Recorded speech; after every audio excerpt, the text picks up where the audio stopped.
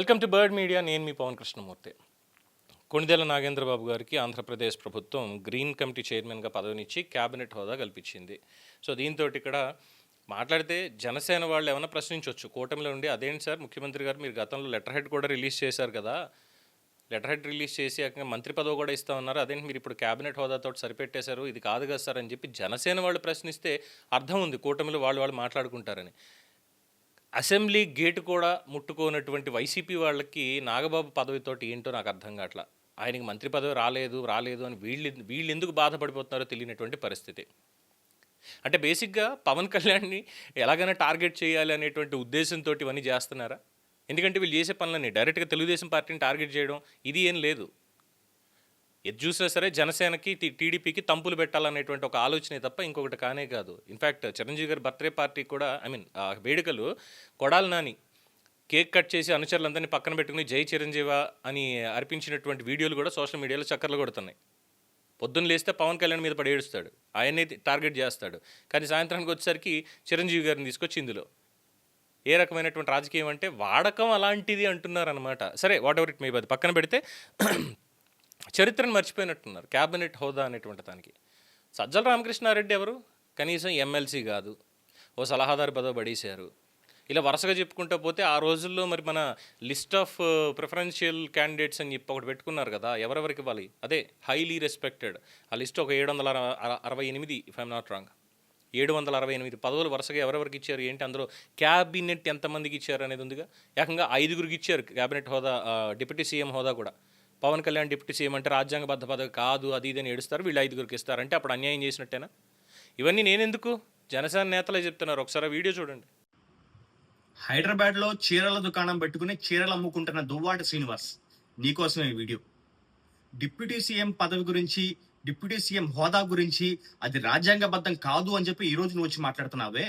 మరి మీ వైసీపీ హయాంలో 2019 నుంచి 2024 వరకు కూడా 5గురికి చొప్పున దాదాపు 10 మందికి డిప్యూటీ సీఎం హోదా కల్పించి, ఎస్సీలకు మేము డిప్యూటీ సీఎం ఇచ్చాము, ఎస్టీలకు మేము డిప్యూటీ సీఎం ఇచ్చాము, కాపులకు మేము డిప్యూటీ సీఎం ఇచ్చాము, బీసీలకు డిప్యూటీ సీఎం ఇచ్చాము అని చెప్పి మరి డప్పు కొట్టుకున్నారే.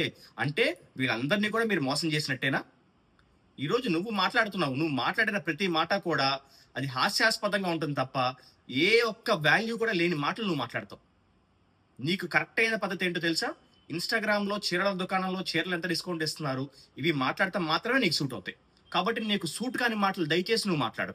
క్యాబినెట్ హోదా ఎలా ఇచ్చేస్తారు, అది చెల్లదు అని మాట్లాడుతున్నావు కదా. మరి మీ వైసీపీ హయాంలో సజ్జల రామకృష్ణారెడ్డి గారికి పబ్లిక్ అఫైర్స్ అడ్వైజర్ కింద తీసుకుని క్యాబినెట్ హోదా ఎలా కల్పించారు? తలసిల రఘురామ్ అనే వ్యక్తికి క్యాబినెట్ హోదా, క్యాబినెట్ ర్యాంక్ ఎలా కల్పించారు? రోజాకి మంత్రి కాకముందు, మరి మీ ఎమ్మెల్యేగా ఉన్న రోజాకి మంత్రి కాకముందు ఏపీఏఏసీ చైర్మన్ గా ఇచ్చి క్యాబినెట్ ర్యాంక్ ఎలా కల్పించారు? ఇవన్నీ కూడా వీళ్ళు ఎంతమందికి. అదేవిధంగా మర్చిపోయాను, మీ కొమ్మినేని గారికి ఏపీ ప్రెస్ అకాడమీ అనే ఒక పదవి కల్పించి దానికి క్యాబినెట్ ర్యాంక్ ఎలా కల్పించారు? ఇంతమందికి మీ వైసీపీ హయాంలో క్యాబినెట్ ర్యాంకులు కల్పిస్తున్నప్పుడు నువ్వు ఎవరిని దువ్వుతున్నావు? నువ్వు ఎవరిని దువ్వే పనిలో ఉన్నావు? నువ్వు ఆ రోజు నీకు తెలియదా క్యాబినెట్ ర్యాంకులు ఎలా ఇస్తారో అని చెప్పి? నీకు ఆ రోజు తెలియదా? అసలు క్యాబినెట్ ర్యాంక్ ఇచ్చింది ప్రిన్సిపల్ సెక్రటరీ. డిప్యూటీ సీఎం గారు క్యాబినెట్ హోదా ఎలా ఇచ్చేస్తారని నువ్వు మాట్లాడతావేంటి? నీకు విషయం తెలుసా? అసలు ప్రజలు చేదరించుకుని 11 సీట్లకు పరిమితం చేసిన వైసీపీ పార్టీయే నిన్ను సస్పెండ్ చేసింది. ప్రజల నుంచి వ్యతిరేకత పొందిన వైసీపీ పార్టీ, అలాంటి పార్టీ కూడా నువ్వు మా వాడివి కాదు అని చెప్పని నేను సస్పెండ్ చేసి మూల కూర్చోబెట్టింది. నువ్వు అసలు ఏ పార్టీలో ఉన్నావు ఇప్పుడు? ఏ విధంగా పార్టీ సస్పెండ్ చేసినా కూడా ఏ విధంగా ఎమ్మెల్సీగా కొనసాగుతున్నావు? నీకు ఒకటే చెప్తున్నా కదా, చీరలు అమ్ముకోవడం వరకే. నువ్వు చీరలు అమ్ముకునేవాడివి, చీరలు అమ్ముకున్నట్టే ఉండు. అంతకు మించి ఈరోజు నువ్వు మమ్మల్ని అన్యాయం చేసేశారు నాగబాబు గారు అని చెప్పి మాట్లాడుతున్నావు. నువ్వు ఇదే నోటితో ప్రజారాజ్యంలో నేను ఓడిపోయినప్పుడు చిరంజీవి గారు నాకు డబ్బు పంపించారు, డబ్బులు నాకు పంపించి నన్ను ఆదుకున్నారు అని చెప్పిన వాడు నువ్వే కదా. మరి ఈరోజు ఆ విషయాలు ఎందుకు మాట్లాడట్లేదు? నీకు నోటికి వచ్చేట్టు మాట్లాడతావా? బాక్సులు బద్దలు కొడతావా? ఏ బాక్సులు బద్దలు కొడతావు? నువ్వు వెళితే టెక్కలిలో వెళితే నీ బాక్సులు బద్దలు కొడటానికి మీ కుటుంబ సభ్యులే రెడీగా ఉన్నారు. బీసీల గురించి, బీసీలకు అన్యాయం జరిగిపోతాఅని చెప్తున్నావు నువ్వు. మీ సహచర మాజీ వైసీపీ మంత్రి సీదిరి అప్పలరాజు కొడుకు ఒక బీసీ వ్యక్తిని గుద్ది చంపేస్తే నువ్వు ఎందుకు మాట్లాడలేదు?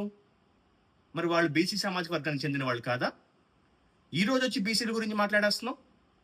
స్థానిక సంస్థల ఎన్నికల్లో బీసీలకు కూడా రిజర్వేషన్ కల్పించి వాళ్ళకు కూడా రాజ్యాంగబద్ధంగా ఒక బలమైన ఒక పొజిషన్ తీసుకొచ్చింది మా కూటమి ప్రభుత్వం.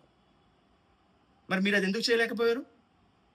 బాక్సులు బద్దలు కొడతాం అనేది నీ ఒక్కడికే కాదు, ప్రతి ఒక్కడికి వస్తుంది. మీ ఊరు వెళ్తే పార్టీలు మా కూటమి ప్రభుత్వం అక్కర్లా, నీ చుట్టాలు, నీకు తెలిసిన వాళ్ళు, నువ్వు పనిచేసిన ఎవరితో పనిచేసావో వాళ్ళందరూ కూడా నీ బాక్సులు బద్దలు కొడతాం రెడీగా ఉన్నారు. అందుకే నువ్వు టెక్కలను వదిలేసి హైదరాబాద్లో చీరల దుకాణం పెట్టుకున్నావు. దయచేసి నీ మాటలు జాగ్రత్తగా రాని. అదనమాట సంగతి. ఇప్పుడు ఏమన్నా చెప్తారా ఆన్సర్లు? ఆఫ్ కోర్స్ ఆన్సర్లు అనేవి ఉండవులేండి, ఏం చేస్తాం, టైం అలాంటిది. చెప్తాంగా, దొరికిపోవడం అనేది వాళ్ళకి లక్షణం అని. అలాగే ఇది కూడా. దీని మీద మీ అభిప్రాయం తెలియచేయండి. చూస్తూనే ఉండండి ది బర్డ్ మీడియా.